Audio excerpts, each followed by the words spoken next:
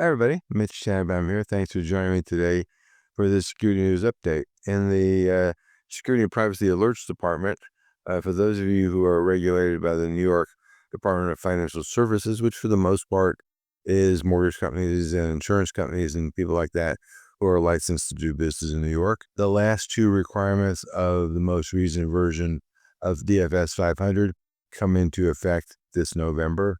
They are the most challenging ones to go implement.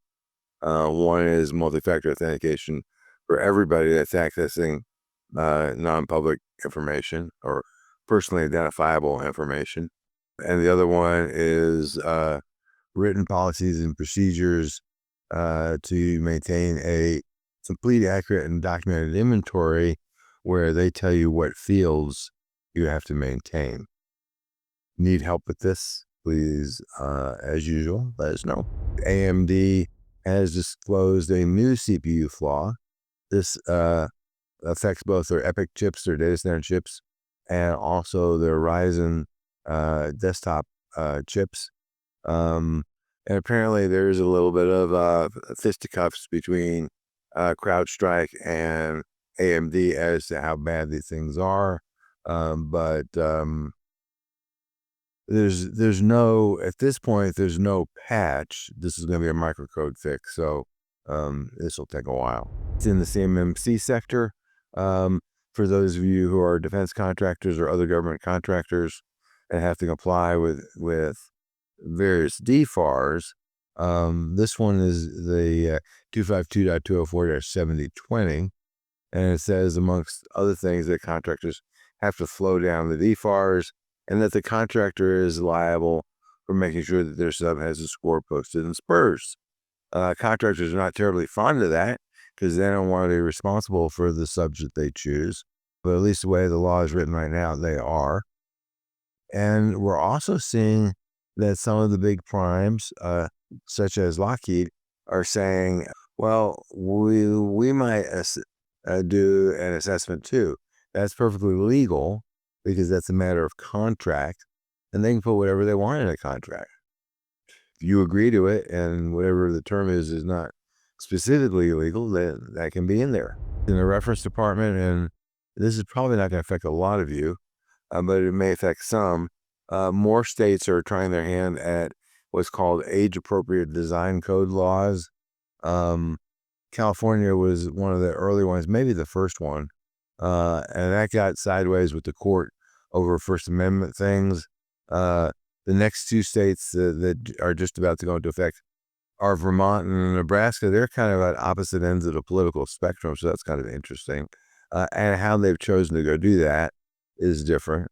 But they're both trying to get around the First Amendment issues that California is fighting right now, and has lost in every court that they've tried. So it'll be interesting to see what these. But if you want to see what Vermont and Nebraska are doing, look at the newsletter. There's some links in the newsletter to how that works.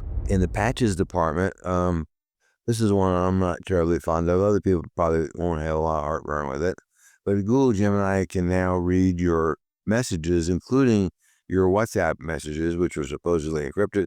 And they are encrypted, but the problem is that if Gemini is running on your device, like your phone, then since you have access to your messages, so do they. Really, the only way you can stop this, which is what I did, is delete the Gemini app, because I'm fine with that. There's other ways to get AI, but if you want that AI service on your phone, just know that it's going to be rummaging through your stuff, and there's really not a lot you can do to stop it other than disabling the app. If you are one of those IT organizations that run ServiceNow, there was a kind of a design flaw in how they implemented access controls, and there really wasn't a way to fix it. They've now added some new capabilities to ServiceNow so that you can now go off and create rules accordingly. But this is not something you can magically fix. It's not a patch. You literally have to go in there and change the access control rules. So if you're using ServiceNow, you probably ought to read this. And remember, you always go to our on my blog site and get the newsletter. So, assuming you don't get it by email, of course. If you want to get it by email, just, let me know. But this is one where it's going to take some intervention on your part to make this work the way you want it to work. I always get entertained by something in the newsletter. So this is one, I keep telling hackers not to visit, if they're going to go hack the United States, don't visit other countries that are friendly to the United States. So this is a hacker from China. For whatever reason, he was in Italy. The United States had put out a red notice for him, and the cops in Italy picked him up when he passed through customs. I don't know what to tell you. The good news is that the hackers are not bright in many cases, and that gives us the opportunity to arrest them. I assume, I don't know, that he didn't think that we knew who he was. And we certainly don't advertise red notices. So, that was interesting. In the breaches department, just a couple this week to talk about. One is tech giant Ingram Micro. They were down pretty much for at least a week or two. They're starting to come back up now. It started around July 3rd, so this is the 13th as I record this. That's 10 days. It sounds like it was a compromise of their VPN solution. We don't know the details yet. Maybe they'll tell us at some point in time. But it just goes to show you. And I think the larger companies in many cases are actually easier to hack because their reach is so broad that all it takes is, I don't know how many employees Ingram Micro has, but let's say they have, 10,000, 20,000 employees. All it takes is one employee to screw up and they're toast. Now, here's an attack that at least some folks are going to be cheering about. There is a group of Russian developers that take commercial Chinese drones, DJI drones, and replace the firmware in them to make them more lethal. They have been attacked. And as a result, their users, who are Russian folks who are trying to weaponize these DJI drones, can't load firmware on it. The firmware takes off controls like, GPS controls and other stuff like that, that are designed to stop people from doing things that DJI has gotten in trouble for. So now they remove all that. So we shall see what happens there, but I'm sure we'll hear more about it. I'm really being entertained by this week's newsletter. It's great.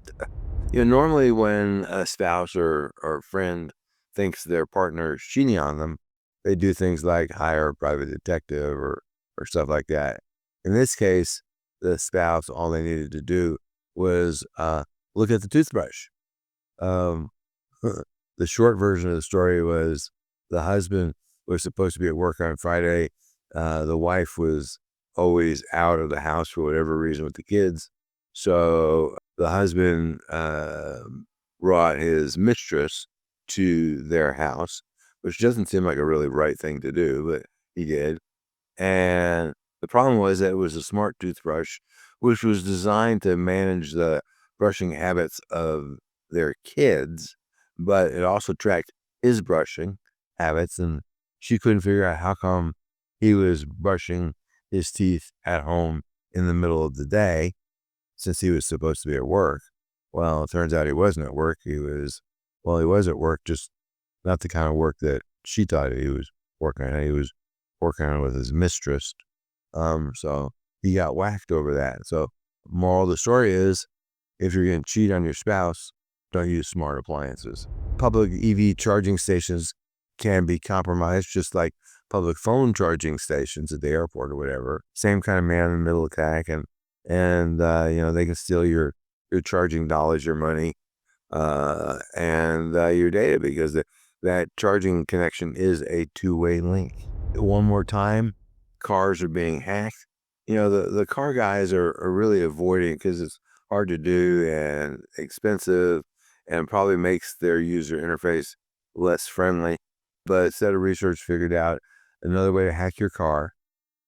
And again, one more time, it's through the car radio. They call it an infotainment center, but it's the car radio. The hack is called Perfect Blue, and it allows the hackers to do some things. None of them seem to be lethal at this point. Like this particular hack doesn't seem to let you take over the steering, which could be kind of problematic. But for one thing that it does do, which is pretty annoying, would be to steal all your contact information. In the news bites for the week, researchers figured out how to trick ChatGPT.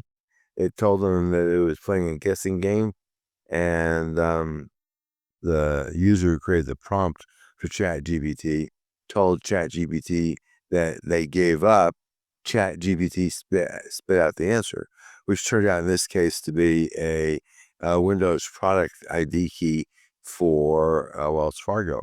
The only reason that worked is that someone trained the AI on a body of knowledge that happened to include that.